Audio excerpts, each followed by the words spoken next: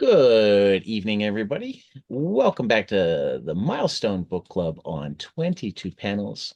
I'm joined by the brothers Anderson, no relation, and today we are discussing, was it 16 to 20 or 17 to 20 of I thought it was Static? 15 to 20. Was it actually 15 to 20? Uh-oh. I mean, I read them all. I just don't remember where I started. I just know I ended with 20. Yeah, and 20 is the last one in the Yeah, 15 to storyline. 20 it was. Wow.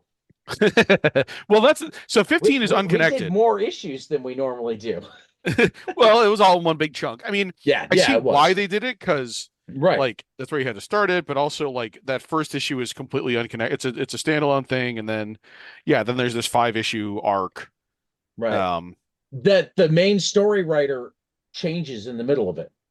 Did right. you see I was that? gonna mention this That because that that's that bizarre. that Like I well, yeah.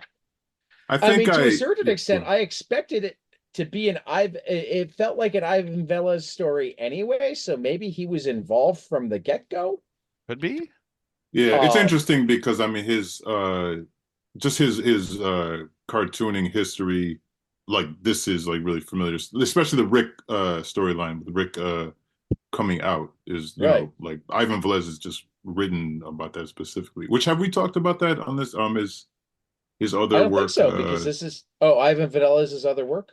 Yeah, I don't know if I we got to have. interview him. I got I to mean, interview with him a while I think back, and he sent me he sent me copies of his work. He had an older indie series, kind of in the vein of like a Love and Rockets type book. And it was okay. called Tales of the Closet, I believe. And it basically was just about Mm, like it was like an 80s, I want to say, yeah, like a late 80s, maybe mid to late, like mid to late 80s book, and it was about like a diverse group of kids at a high school that were all, somewhere on the queer spectrum, and this is like well before now, where obviously acceptance isn't always great, but we were even less evolved as a society. So and he was writing from personal experience, but it was a really, really cool book. And like I said, it kind of had a Love and Rockets vibe. I mean, nothing is Love and Rockets, but But it like had that kind I of would say, yeah, if you enjoy Love and Rockets, you'd probably enjoy that book too. yeah, having like the small the diverse cast, the kind of group of friends in a larger group of people. Yeah, I could see that. Yeah, Interesting. yeah, but anyway, I just bring that up because it kind of makes sense. Also, but on a funny level, I could also see editors being like, "Well, you're the gay guy here, like, why don't you hop on this?" But I'm sure he probably wanted to That write is, this as yeah, well.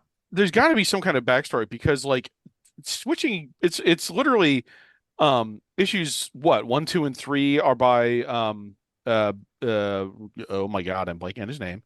Robert Washington Robert III. L. Washington, yeah. And then right. like 4 and 5 Except are one wasn't though, right? The first one, No, no, no. That was the anyway, one shot. The one yeah, shot with 15. right, Charlie right, So Fish. yeah, right, 15 is a standalone issue. But with It the what are the little boys made of? The first one right, starts right, with right. Washington. Yeah. The that standalone, by the way, I mean, it reminded me quite a bit of like there was that icon, I think it was the icon issue that Hmm. was by Buziak, and it felt a lot Right. like in the same way that the Buziak issue felt like they were doing um it was his attempt to sort of be like, here's the thesis statement of this comic in a nutshell. Like that's kind of what the static issue that issue felt like, number 15, where it's Yeah. very much like sort of this is Static's place in the specific superhero ecosystem of the Milestone universe, and like what he can do, what he does, what his role is, as it were. Yeah, that Yeah. yeah, that just feels like it feels like that issue was sort of like this writer got the chance to do one issue. And he's like, I want to do the kind of not necessarily like I want to make the best Static issue, but just like I want to do the one that sort of hits the note of what Static is pretty carefully, I guess. I don't know. That Yeah, makes sense. definitely. Yeah, yeah, absolutely. I'm actually, while we're talking, I'm just looking at okay, 90 October 94.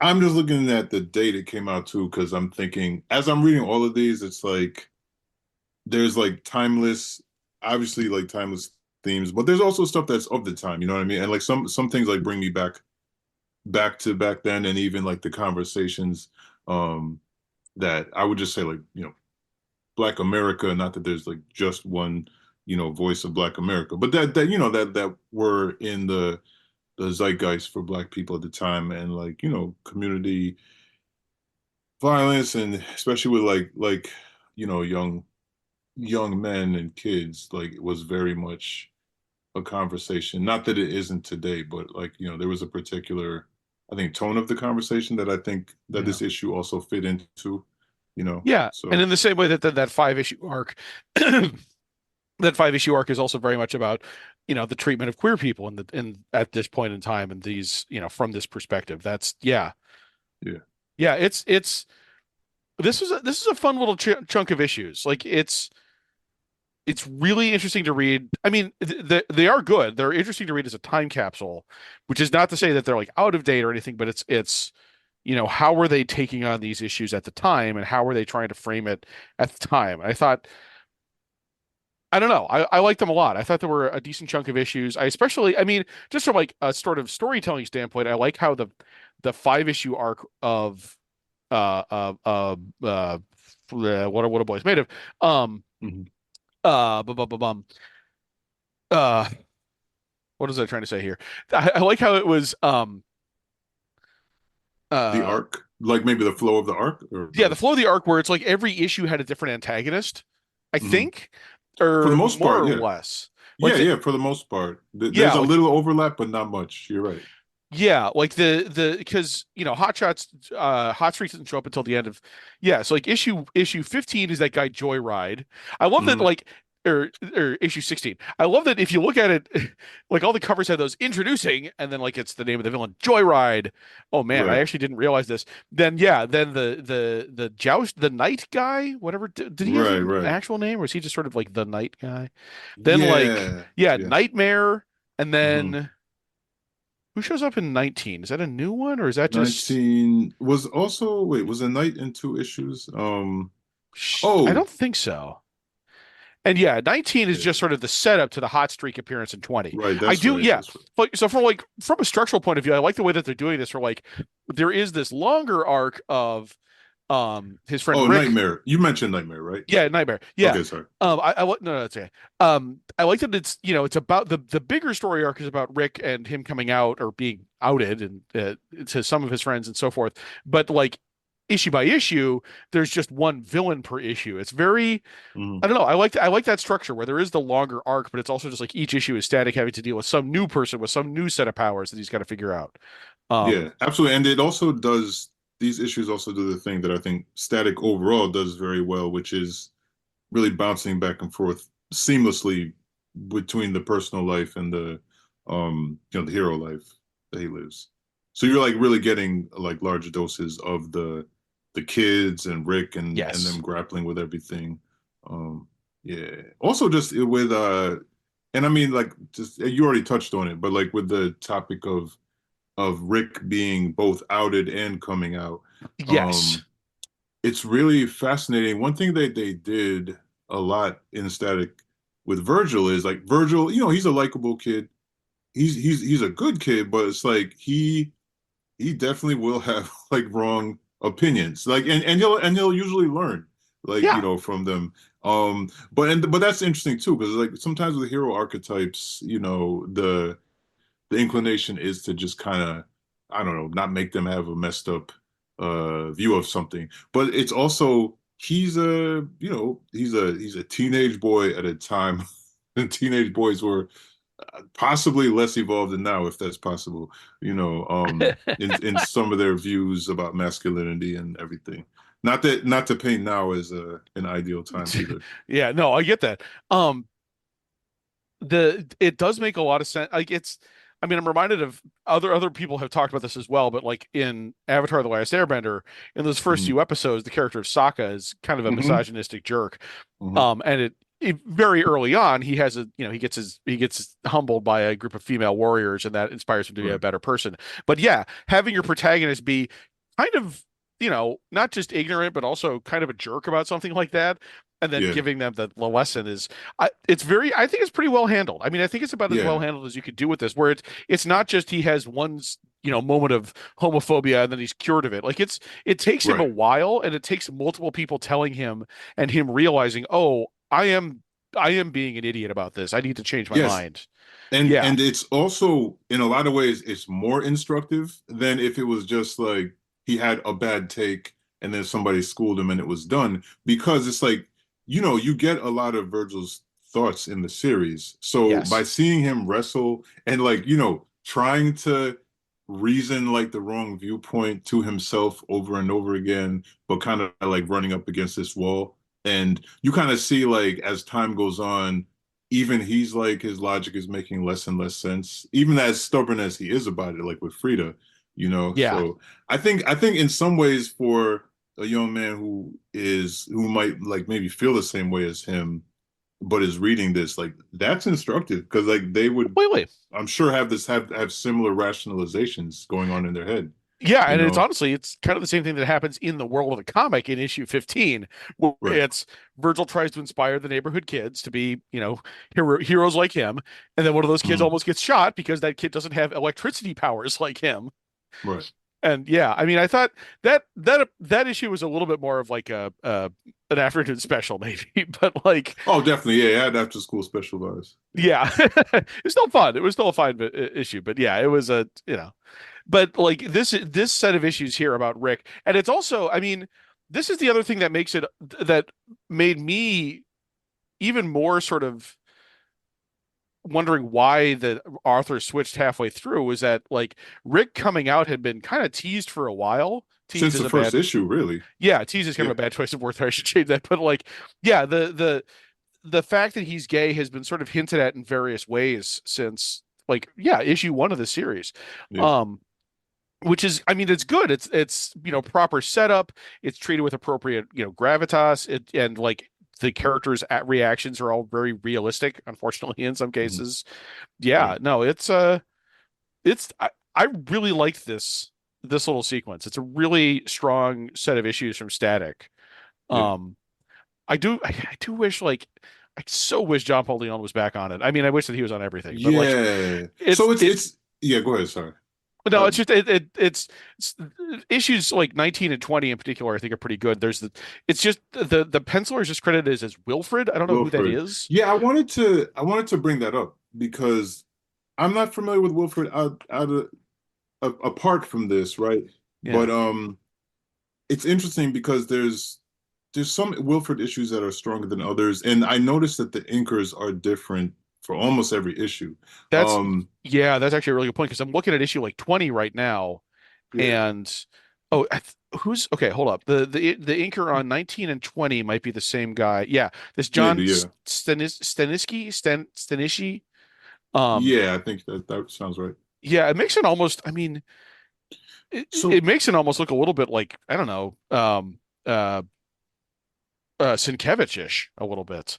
Although yeah, yeah, yeah. actually Staniski is the inker on like 18 as well. I'm sorry, now I'm Yeah. kind of wondering like, Well, wait, I wonder I if don't know. Wilfred was new and you're watching growth as well, in addition to the Yeah. difference in anchors. I Well, agree. actually, Because according to League of Comic Geeks, at least, it was Wilfred Santiago. oh, I've seen other work of his. He didn't he Wilfred Well, Santiago. mostly What he else has only he done? done he did an issue of Blood Syndicate, 3 issues of Hardware, 3 issues of Icon, Am I confusing 23 him with issues of somebody else though? Did he ever 23 do an issues of Static. So he's a all right. relatively Oh, so he never did like a memoir book? I'm confusing him with somebody else then. yeah. I feel like there's another either Santiago or Wilfred who I'm thinking of. And Uh anyway, I mean, aside from that, but like yeah. the other thing I should say, like while we're speaking about art, is the first issue was actually done by an unrecognizable version of one of my favorite illustrators, Sean Martinborough. Because like, I love Sean Martinborough's art. And like now he's got this really I don't know how to define it exactly, but this really dope like noir kind of style. And he actually he wrote a book for artists, an art book about drawing noir comics, Hmm. and it's like totally different than this. Like you could tell this is like early, and like he was like learning and kind of getting his feet wet. Yeah. But I definitely wouldn't have recognized it was him if I just looked at it. being more familiar because he did you guys probably read stuff of his. He did Thief of Thieves.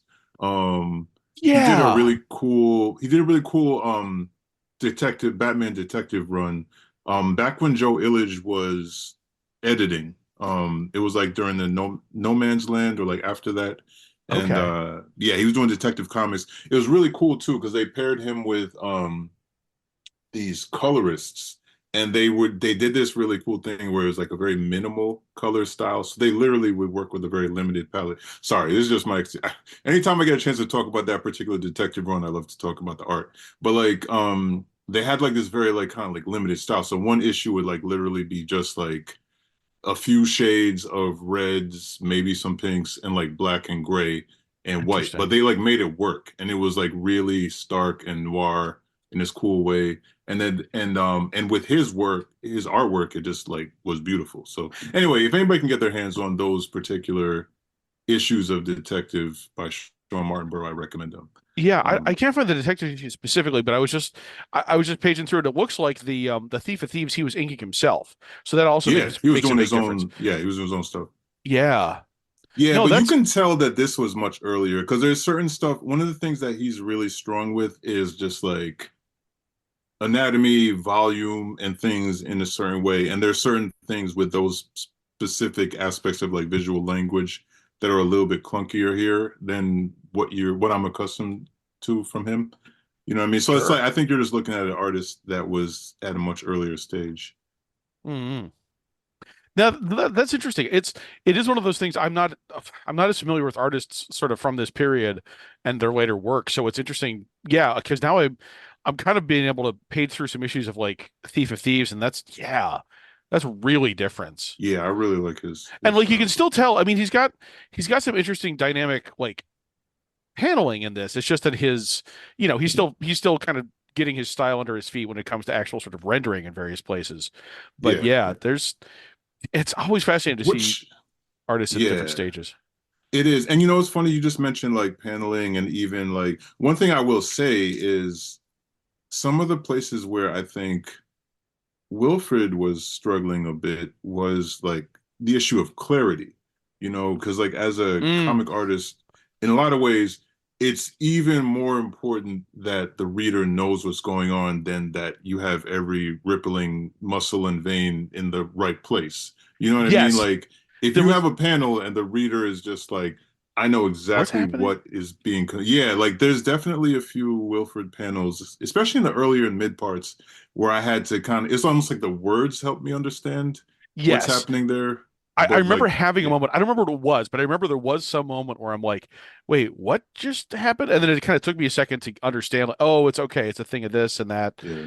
Yeah, it's I have a theory on this. I know we're going art heavy, no, like it's so, but like I got a lot to say about art. But like, so my theory is, I think what I think is happening from a visual standpoint is I can tell that like I feel like Wilfred definitely like really looked at what John Paul Leon had been doing.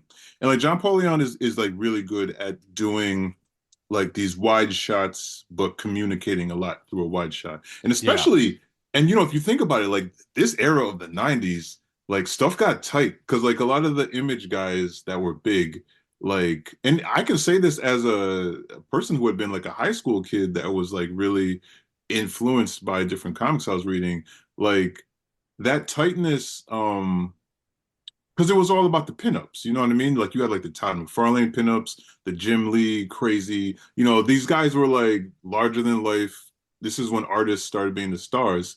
And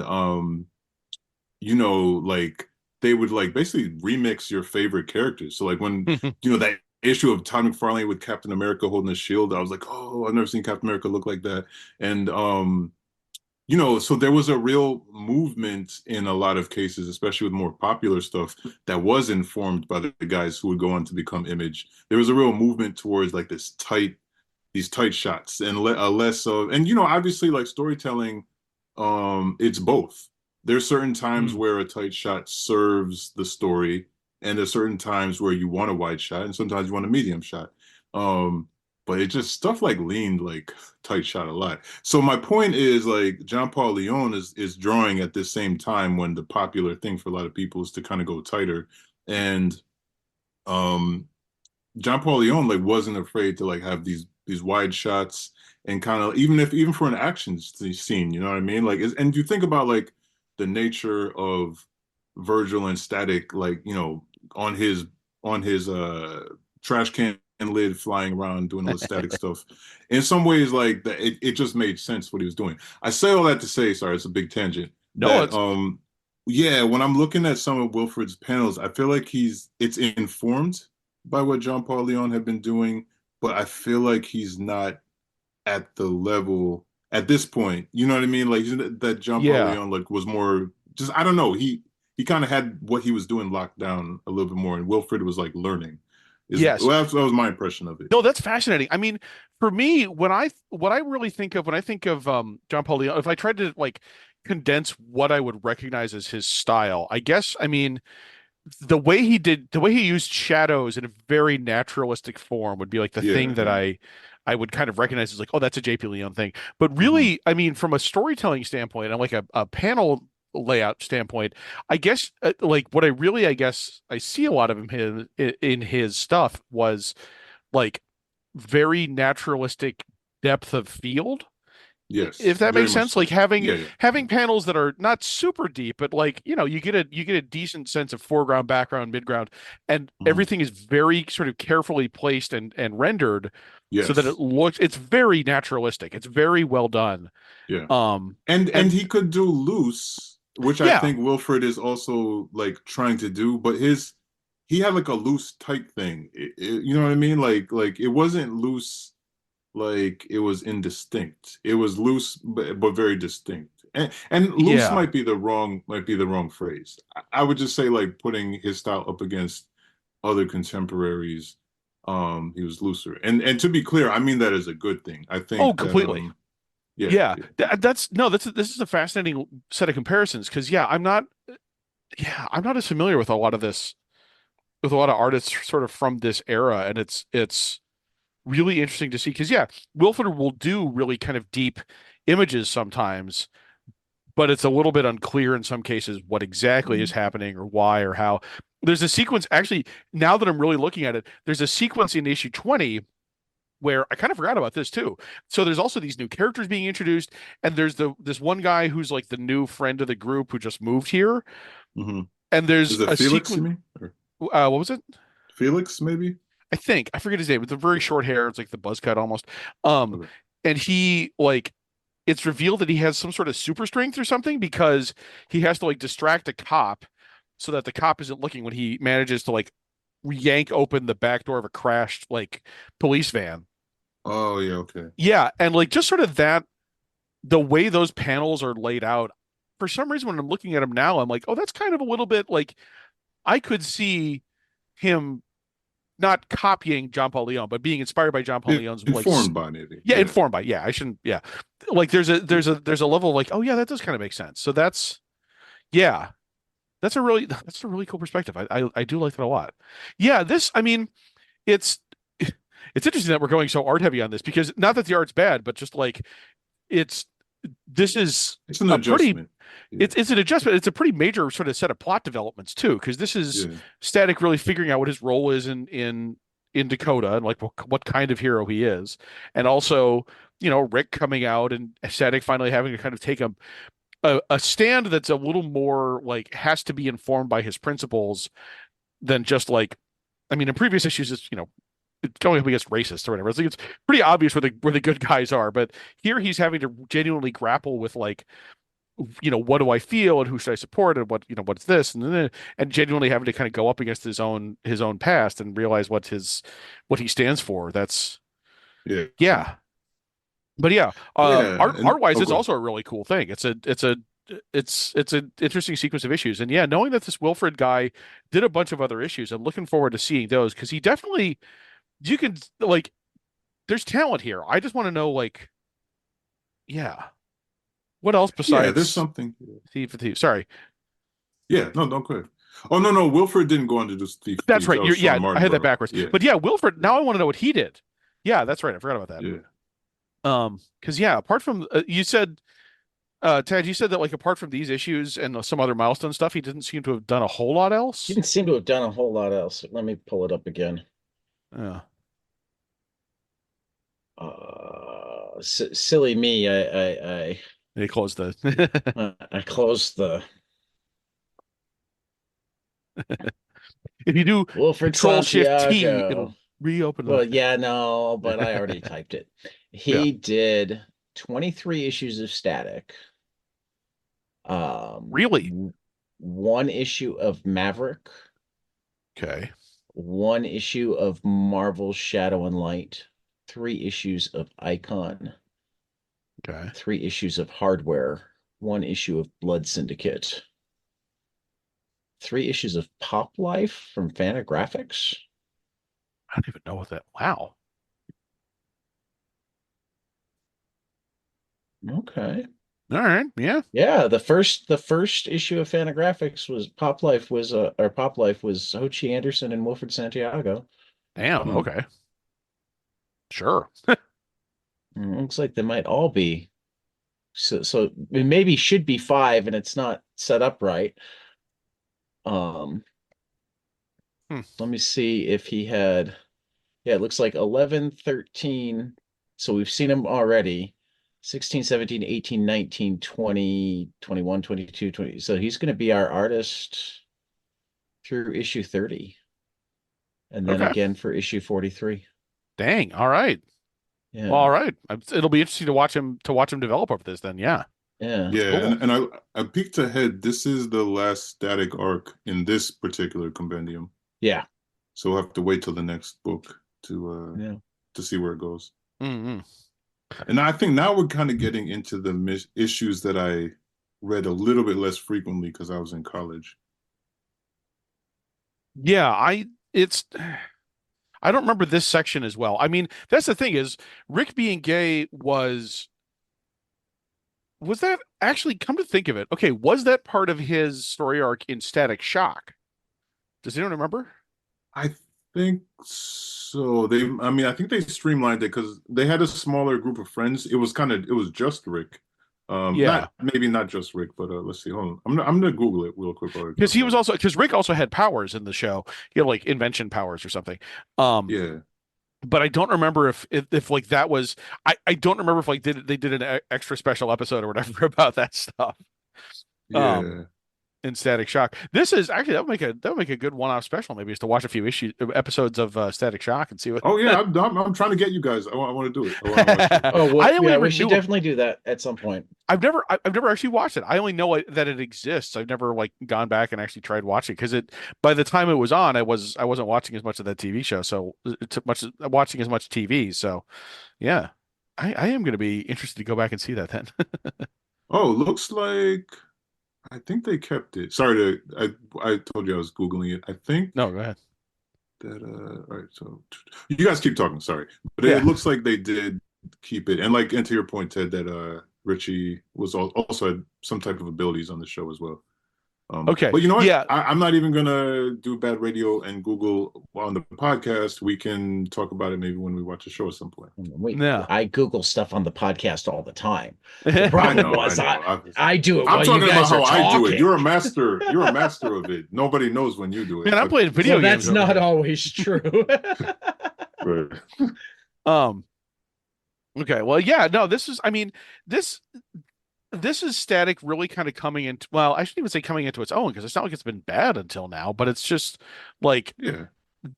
I really feel like this is like Static. I don't want I don't even I also don't want to say at its best because I don't remember where it goes from here. But it's really good, and I feel like this is kind of a new high watermark for the series from this point on. Like I love Yeah. the interplay of like, yeah, they're ordinary stuff at school, but then also there's tying in with like, oh yeah, the whole thing with Joyride, like the whole Joyride issue was fun as hell. I love that because it's, one of their friends gets his car jacked by this dude who's got car powers and he's driving on walls with Right. the thing. And I love that. Yeah. It's so goofy and And so great. I actually love exactly goofy is the perfect phrase because that one they're like, forget about the plausibility. It's like Yeah. cars do what he wants them to do. If he's It kinda touching the doesn't matter car, yeah, how implausible it is. Yeah. yeah, it's great. It's I fun. mean, it sets up for some great chase scenes. It sets up for a great confrontation at the end where it's him and Static having a race on the ceiling of the car show. Right. Yeah, no, that's great. It's oh man, that was a fun issue, and it's it just ties in just enough with like the stuff happening between the teens that it doesn't feel completely out of place or anything, and it's yeah, no, this whole section of issues is really fun, and it brings back Hot Streak in a fun way where now he's like the head of like a neo-Nazi group. It Hmm. reminds us that the police are still terrible. ACAB, um, Right. Yep. the stuff with Frida Which is great. Sorry. Yeah. Which one thing about Hot Streak, which I appreciated because I went to school with some kids like this.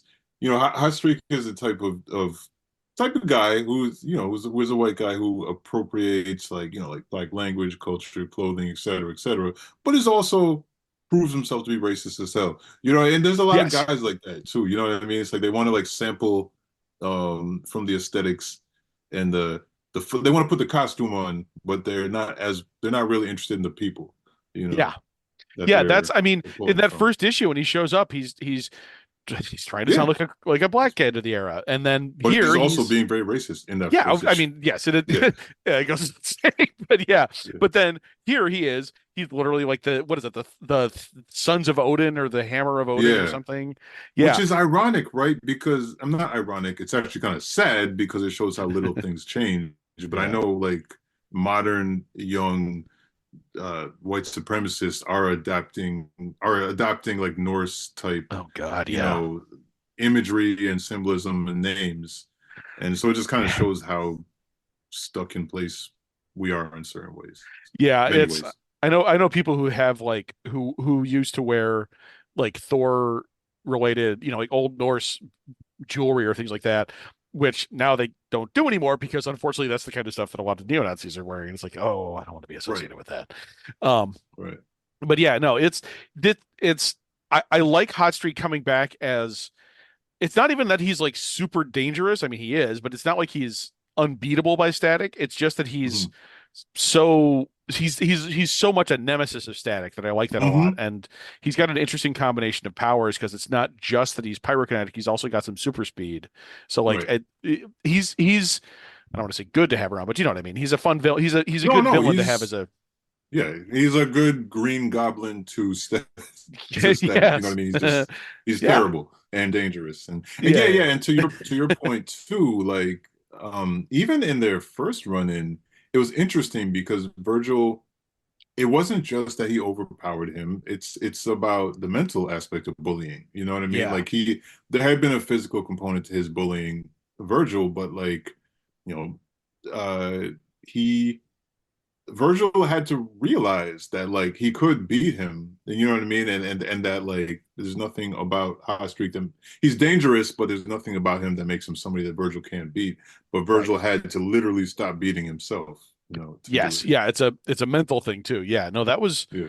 yeah, yeah. It's I man, this whole Which sequence also, is I'm sorry, it also ties into the whole teen thing too, because one thing I think these books do is Static did pretty well, which in a lot of ways probably is part of its longevity, because these themes are always going to be relatable to somebody, is the fact that, I think there is adults, we get into stuff, right? We have our people we don't get along with, we might have bullying, et cetera. But like, there's a specific way as a teenager, it's like where it's like your peers' opinion and approval of you, they have so much more weight.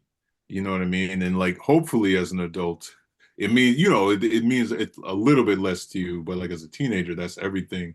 And so, Virgil was like literally giving his power over to Hot Streak because Mhm. he's just like, yo, I can't beat this guy. He's my bully, he's my nemesis.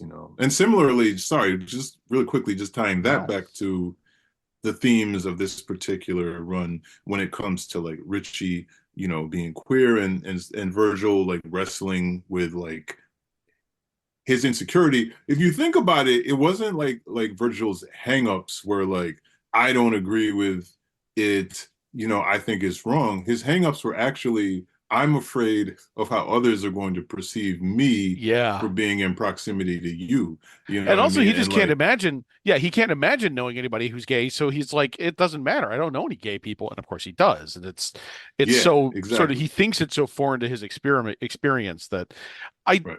I do have to say. I mean, now that I'm thinking about it, now that I'm talking about it, the one thing that I kind of it's sort of a missed opportunity is that like it never Static Virgil is sick and he's kind of out of it and he can't really get himself together and he ends up showing up at the rally um as Static because things are in danger, but there's never like Oh, like I need to go because it's like the right thing to do. yeah, there's never a moment where he's like, oh, I mean, he does realize he's wrong. Like he kind of, has some moments of, oh, I've been doing this wrong the whole time. He has that big long conversation with Frida, but there's never like Mhm. a single moment where he's like, I should be there, and then he goes Yeah, there. Instead we see everyone else at the rally, and then he shows up as Static, and then the right. big fight starts. And some parts of these issues do feel a little crammed together. Like the last page of issue 20 feels really kind of rushed.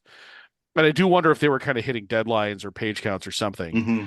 So Yeah. it's not it doesn't make it bad. It's a little bit disappointing. It's a little bit of a missed opportunity. So it's I really kind of want to know the backstory of this now because again, like switching writers in the middle of an established story arc, it says issues Yeah. 1 of 5 and stuff. Like what exactly happened there? Is it something simple, just like, oh, he couldn't make it or whatever? I don't Yeah. know. I mean, again, I gotta feel like since it to me at least, it didn't feel like a broken story. Oh no. And That's the Ivan No. Velez feels like the writer that makes more sense for the story. Yeah. I wonder how much were they talking about it already and they just realized that Ivan was writing it more than I wonder that's because I remember I have to look back. Robert. I feel like at a certain point early on, we had looked up Robert Washington Jr.'s story, and I can't remember if there was a reason. As magical as Milestone was to me and us and so many people, there definitely were, I think, Well, I do comic remember that business, he like had he had the sad story. He was the one that right, passed away in 2012. oh right. But I'm yeah. even wondering about at this point what was going on because like Yeah. Right. we love Milestone, but there was some like comic business, nonsense where like maybe people weren't treated equitably. Definitely like with Ivan Velez, like he will tell you, like, Right. he labels himself to this day as the bitter cartoonist from the Bronx. He's a really cool dude though. Well, But actually, it does look like he, well, no, because it says he contributed to other stuff, mostly published after ZC after that. So let's go yeah. look up So who knows what happened? his bibliography. Maybe he got moved to. That's true. Maybe we People have a were good moving to reason. different books. Yeah. Maybe he got Batman. Maybe. That's Not that interesting. regular DC is better than Milestone Well, inherently. but it might have paid Anyways. better. Right, right. Yeah, yeah. I was Career wise, only yes. talking about the pay. No, I know. Yeah, but yeah. While you look that up, yeah, no, I definitely think yes because the issue 20 has like a quick 4 panel wrap up. Like you know what I mean? Like Frida is hanging from the lamppost, and then they just they basically wrap it up very quickly. So yeah, that's a bit abrupt. And It's abrupt. I mean, it Well, doesn't but ruin it. It I mean, doesn't like does it invalidate go? anything. It just I mean, I haven't read 21 at least, so wait, am I I mean, it thinking might be 20 or abrupt 21? to that. no, you're Well, no, one but what I mean is it might be abrupt to that arc, right. but it might be that the next arc dovetails Yeah, yeah. quickly. Well, and you know what? I will. You're Which I that's a can't good. even check here because I just realized that you're right. This is the last static in this book. I'm gonna look through my single issues. I don't know if I have 21, but I think I have some stuff in the It's on 20s. DC Infinite, so I can even look there. I Yeah. just didn't bring my iPad Yeah. downstairs. Yeah, I'm not gonna look now because I mean, Right. I know, like I said, I know you're good at looking stuff up on the air, but I feel like if we're all doing it, then it's just going to be Well, yeah, no, a mess somebody for a has to listener. continue talking. That's always the key. Someone's got to vamp. No, that's, I mean, Somebody's got to talk. I am Not looking at, everybody has to talk, but somebody's got to talk. I am looking at like 21 right now. I'm reminding myself because I do kind of remember this issue when I read it the first time because it's kind of a lighthearted side story thing instead. And Mhm. like, it's because it's the crossover with Blood Syndicate, and it doesn't really it picks up on stuff that happened the previous issue, but it's not like the follow-up to that story arc issue. It's kind of just doing its own little not joke side story, but it's doing its own thing. Um, that isn't really about what happened in the previous issue. I don't know. I wonder because November of 97, he was writing Ninjak at Acclaim. Yeah, that's a few years And from me. That's a few years 18, off from 18 there. is, well, that's 94. Yeah. Yeah. Well, yeah, we can. Yeah, I feel like you know what? Why don't we all like see if we can find something next time, and maybe we can revisit it because Yeah. I don't know if we're Well, going to be able to unpack this fully.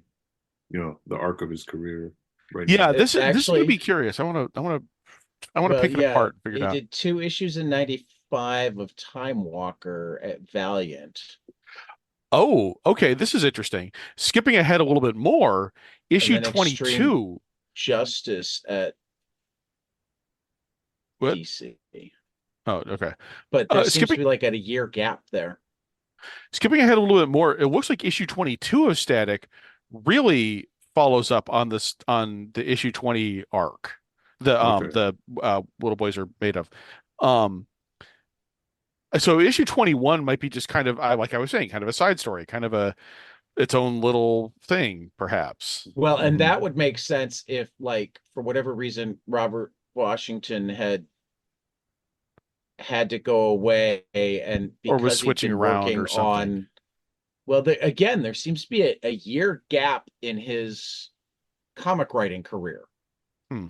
The next book that I can find that he wrote is September of the following year. So like Interesting. 9, 10 months. Okay. Um, and it's not a number one, so it's not likely to be a series thing that like he got to go develop. Um, but again, just playing, detective, taking an issue to regroup if like you had a plan, but then the writer went away and you had to kind of figure out the new plan. Yeah, they had the one issue that, Jumping in with a one issue while you're figuring out what goes next makes some sense. yeah. Okay. Interesting. Yeah, I do kind of want to research this and figure out what exactly was going on behind the scenes if possible, because Yeah. this is a this is a this is an interesting question. I feel like somebody should or has written like the definitive history of Milestone. This, I mean, not just the collection, but just like what was going on behind the scenes. That would really, I would love to know the ins and outs of it. God, is that what this is going to turn into? Are we going to eventually go to that point where we'll be the one writing it? Yeah, who knows? That would be kind of cool, actually. Let's put I, this together. No, I but I don't mean, know. it is. uh, the more I get into the nitty gritty of who was doing which book at which time and why they chose to do this and da, da, da, the more I want to know the whys and wherefores of it. It's like, oh, we had to switch up these issues because of this thing, and oh, we did this stuff with this issue because of that. I really want to know all that, but I don't know. I mean, a few people are going to obviously know about what happened, but not everybody is going to have the full story. And yeah. hmm Yeah, sometimes comic books industry stories come out like way after the fact. Oh But yeah. Yeah. Did anyone it, ever yeah. remember? Did anyone else ever read the gigantic mega thread about the ins and outs of the Clone Saga?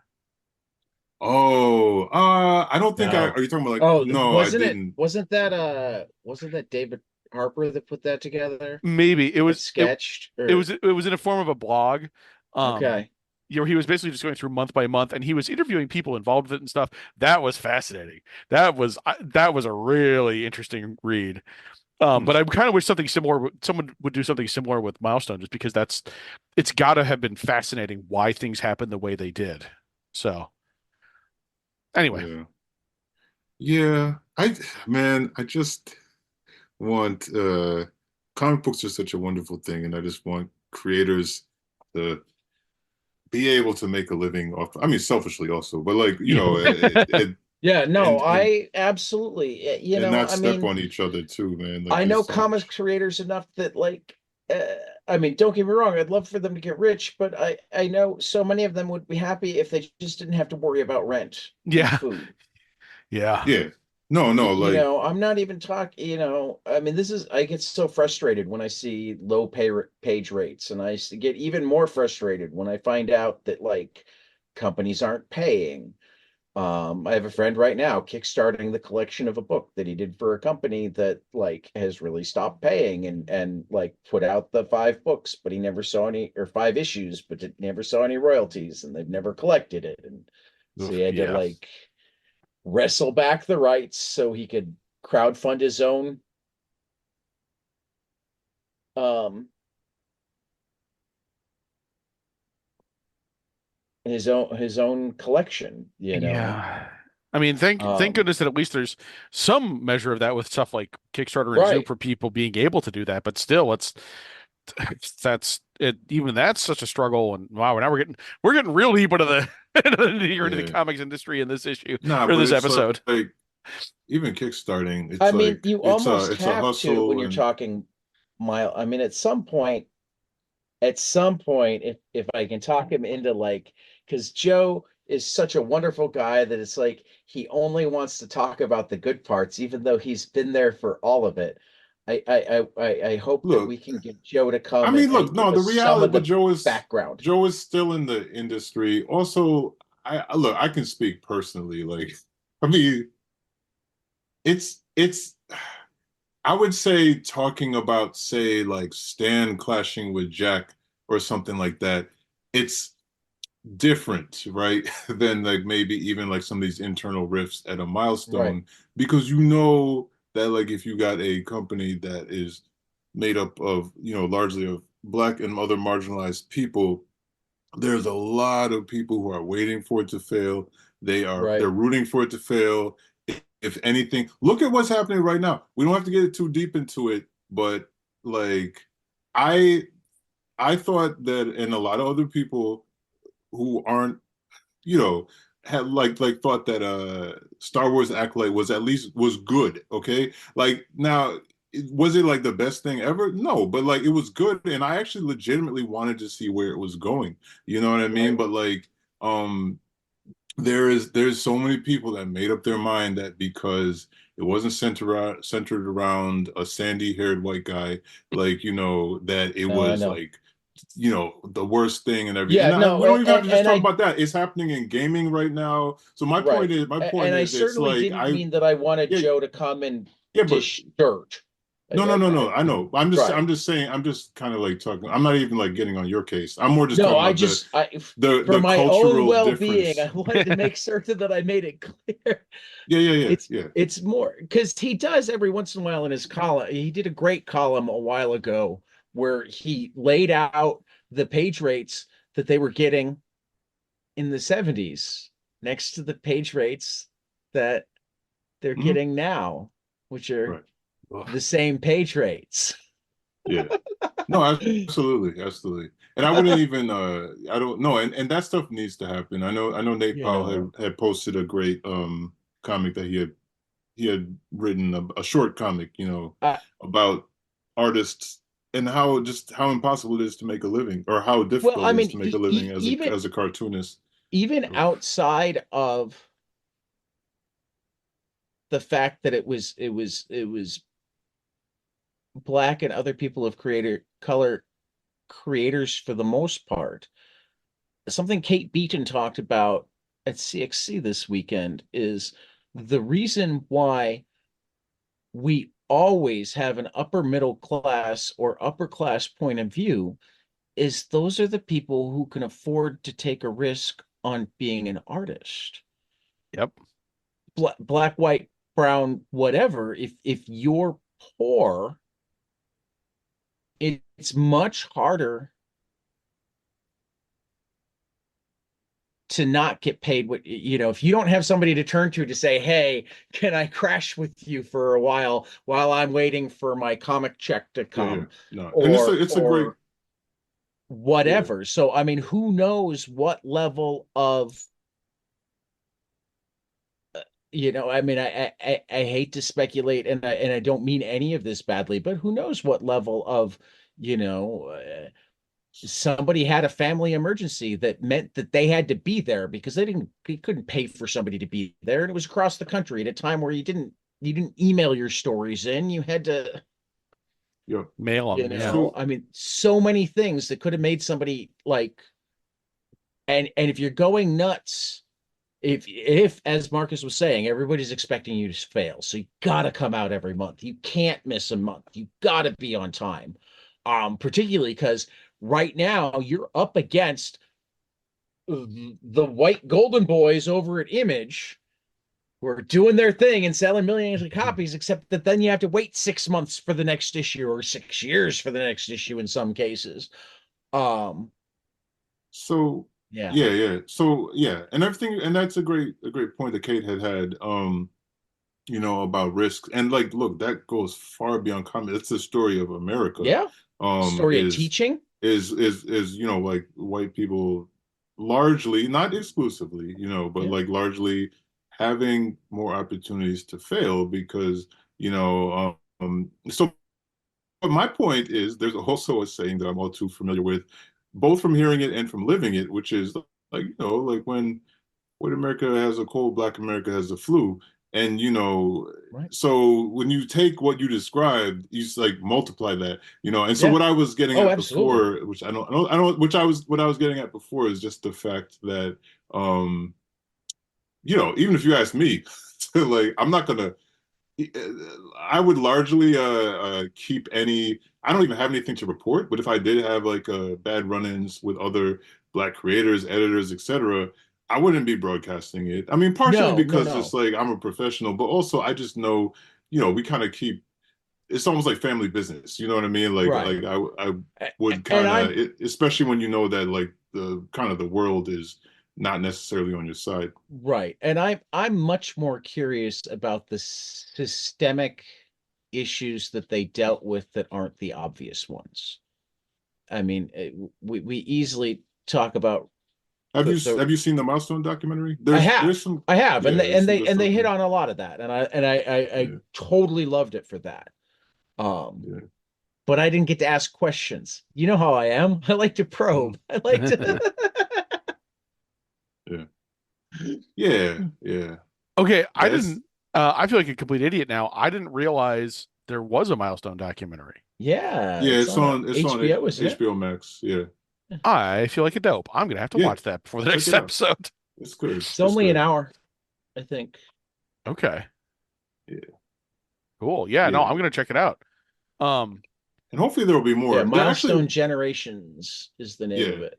And like that okay. was kind of like an official sanctioned one, but Hmm. I think there have been other just like on YouTube and other documentaries um over the years as well. So there's stuff out there where you can get some behind the scenes I was about to information. say the stuff that's on YouTube might be a little more able to get into the uh Right, because it's not the sanctioned joint, you mean. right. It's Right, it's it's right. the unofficial stuff. I'm not actually finding it on HBO Max. I'll have to. I don't know. I'll have to Oh, look really? elsewhere. Please Oh, tell me they didn't get rid oh, of it. there's a lot of when that stupid merger happened, Right. a lot Oh of stuff went yeah. away. Oh, I hope God. it's not wasn't a casualty of that. Well, I'll find another way to watch it using my Yeah, legal time machine. Yeah, exactly. Yeah, I'm certain Strictly that, legal. that there's strictly legal. Very well, very and cool, very I mean, legal. sometimes that just means they sold it to somebody else. Right. I'm sure I'll be able to find the person that they legally Right. sold it to, so I can watch it legally now. Right. Yeah. Anyway, Yeah. um, Oh, go ahead. yeah, these static issues are great. I like them. This is a good. This is a great. I feel like this is Milestone hitting its stride because we were talking about Shadow Cabinet last time, which I really loved. And by the way, I also Yeah. realized what it was that Shadow Cabinet was putting me in mind of, which is I then went back and I reread all of Stormwatch, and I'm like, oh, this is the better version of Stormwatch Mm, because it's, your international team doing morally questionable things. I mean, it's like Stormwatch once Warren Ellis took it over, which that's right. there's issues there, but A like it's whole different conversation. yeah, yeah. But like, making it the internationals two super team doing sort of the dirty work.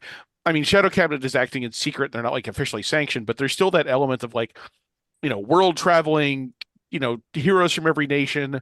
Um, yeah, there's something to that, but I mean, I feel like Shadow Cabinet for a variety of different reasons is the better read. But like it hits that same feeling, which I really liked. So, um, yeah, this is I, I don't even know what we have up next. Um, but like I I feel think like it's this hardware. hardware. Okay, I feel like this is the era of Yeah. Milestone really hitting its Mothership. stride. No, let me rephrase. It's one issue of hardware because it's the Mothership Connection prelude going Oh, into the Icon Mothership Connection ooh, man, issues. is that might So be the yeah, icon story I we're doing absolutely Mothership love. Connection next.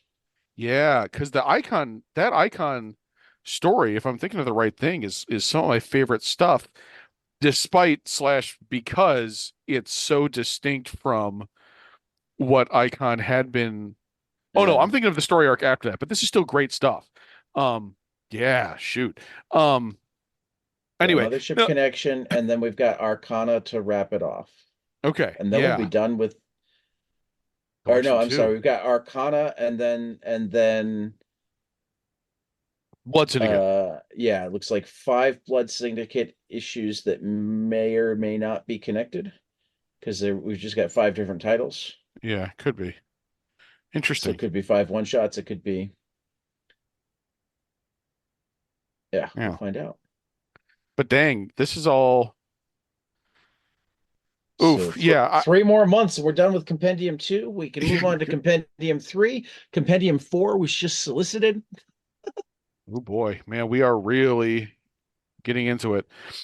In the good way, of Um, course. But yeah, this yeah. is going to be interesting. This is also okay. I've mentioned before in previous episodes that like what got me into Milestone in the first place was I randomly got like a friend of my father's got the like publicity package that included random issues of what like one issue of all the current Milestone titles. We're getting into the period where those issues are showing up. Oh, very Mm. cool. Yeah, so like this icon issue, there's like in the upcoming block of icon issues, there's one that I'm like, oh, I know this one backwards and forwards because that's about like that's from that package, and I'm like, oh, I know this one. Um, so yeah, I am really looking forward to reading this next chunk of issues because it's going to include the ones that I got. So yeah, I don't know. I'm looking forward to It's it. so weird to me. I'm just looking through the static covers right now. It's so weird to me how often they change their trade dress. Oh yeah. The static logo stayed the same, but the overall trade dress, um, like they changed the arrangement of the DC and Milestone icons, and Hmm. there were a handful of issues that had like that Vertigo sidebar, but even when they did that, they did 4 issues with the sidebar, one without, and then brought back the sidebar again, and then went away from it again. Yeah. Well, I mean, I figure it's like they didn't exactly have a whole lot of tradition they felt like they needed to. Well, I mean, they did. I mean, across the titles for that first year, they kind of had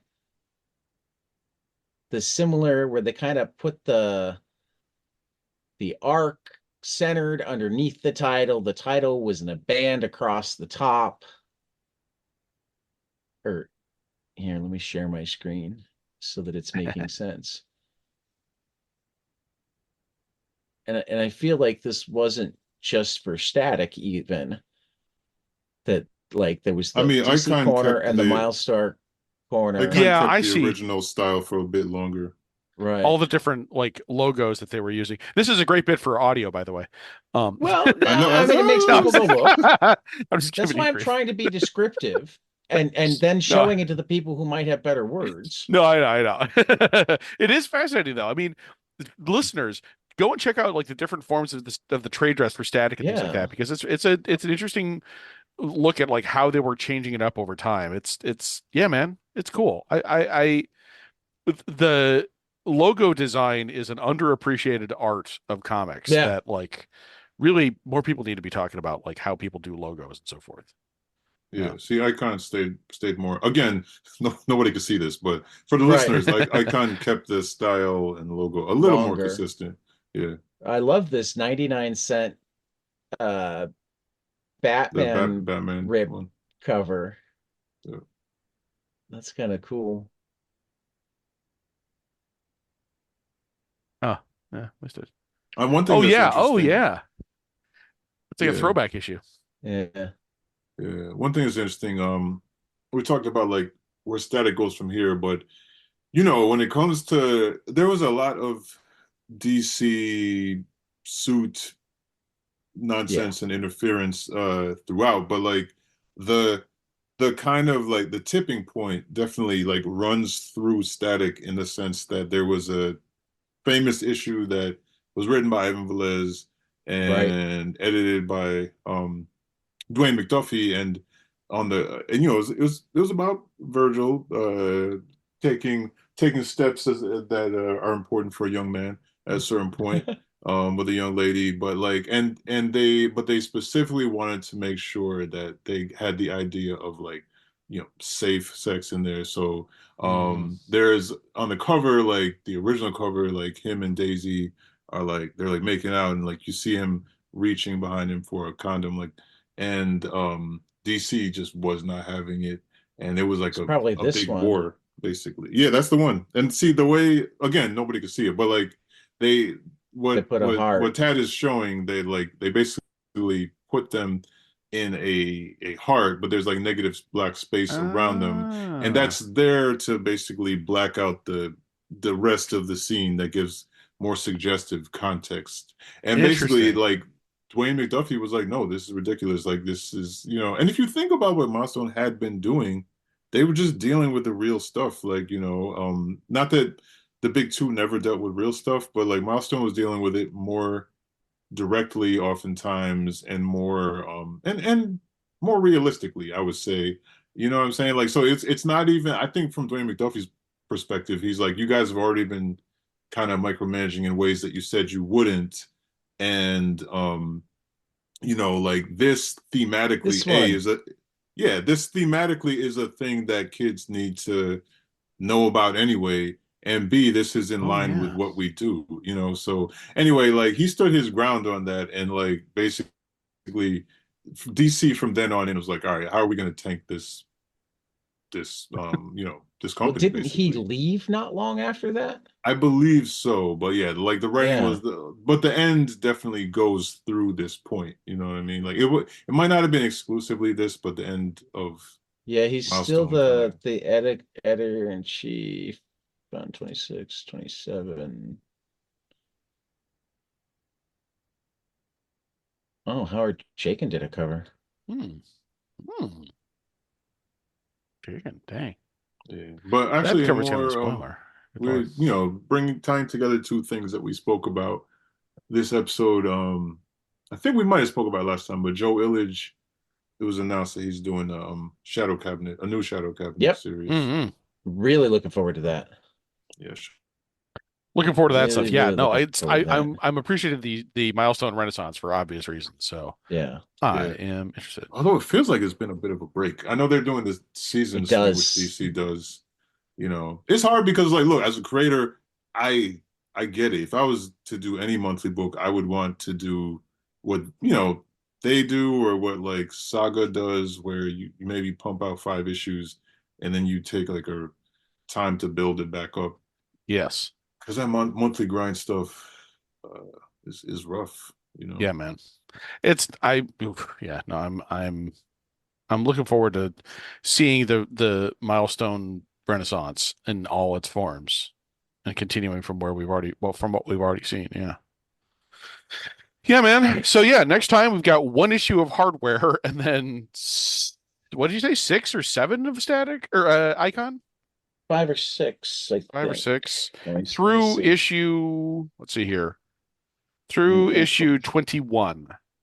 Okay, 17, yeah. 18, So 19. it'll be hardware 19 and then icon 17, 18, 19, 20, and 21. So 5 issues of icon and the 1 issue of hardware. Okay. All right. It's gonna be monumental stuff, man. This is yeah, getting into the best of Milestone And if then you ask me. actually our question from there, because the Arcana is only a two-parter. Oh, then we do So, those so and do we then do the Arcana all by itself, or do we do Arcana and Blood Syndicate together? 6 issues of Blood Syndicate. That's a lot. We'll have to figure something out for that. Yeah. Well, as we start reading Connection, people can text me if they feel like they can do the Arcana too, Yeah. since we'll already have one hardware issue anyway. Yeah. We'll figure it out. We'll figure it out. Yeah. It all comes down to stuff. This is a cool run, and I was quieter than I meant to be. I hope you guys talked about how cool run this is. You probably did. Yeah, man. Um, This is peak Milestone for me. This is yeah, great stuff. I liked Virgil's struggle in this run. Um, I liked, and this goes with what we were talking about in terms of what pissed him off with the condom. It goes with the teenage pregnancy with Rocket early. I like that they were willing to tackle the awkward reality of why somebody, and as I'm reading it, particularly, 30 years later, 30 years older, and 30 years of more public discussion of stuff like this. I'm sitting there when he's talking about, oh, is he going to hit on me? I'm sitting there going, oh, so now Hmm. you get to feel how every woman in the world feels.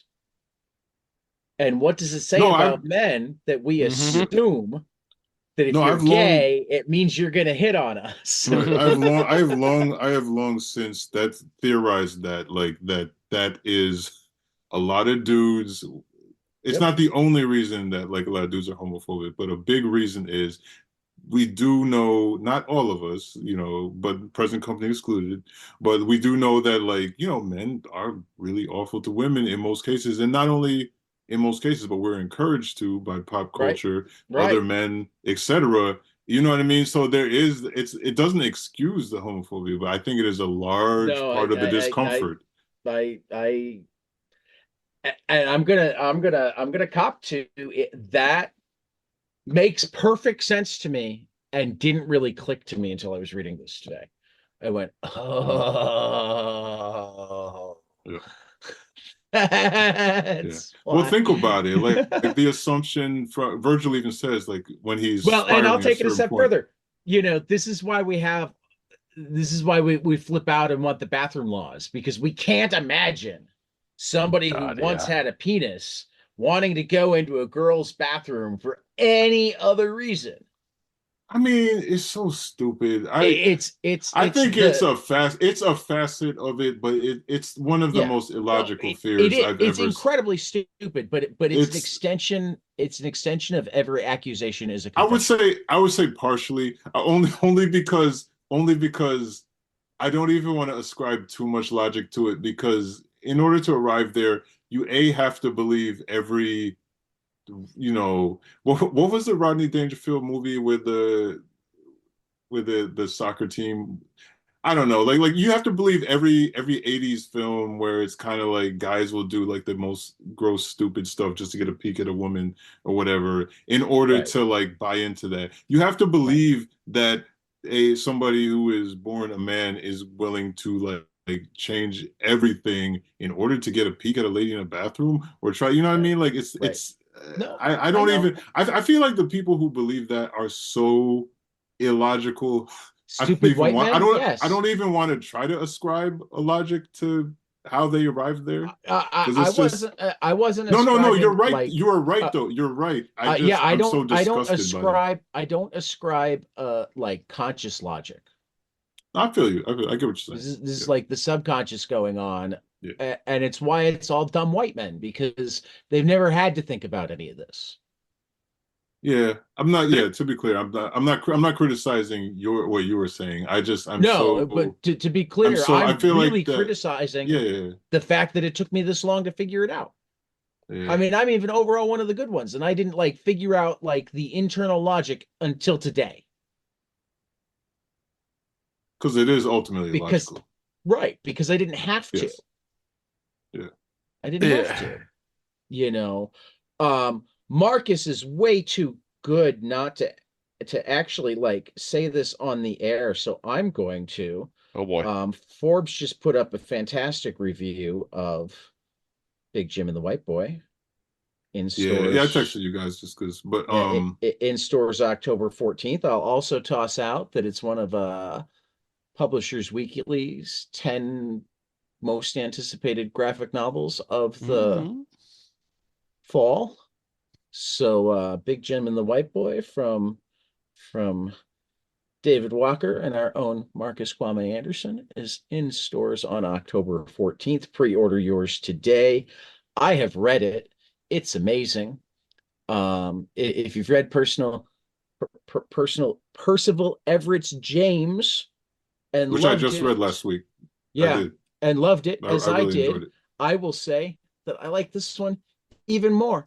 I'm a little bit biased, both because I like comics more than prose and because Marcus is a friend, but I'll still stand behind those words. Thank you very much. I will say this, having finished James in the last 48 hours, I echoed David's sentiments that he said to me, which is that it is an incredible book. Oh, it is. It's very different than, no, I'm saying what he's, it's a very incredible book. It's very different than ours, but reading it makes him really appreciate what we did even more. And he didn't Yeah. mean that in a we are better. He just literally No, meant no, that that some I of think the that's really unique, well put. the things that make our book unique. So, but no, Well, and I think it's as also I thought it was I'm not going to ruin anything, but there were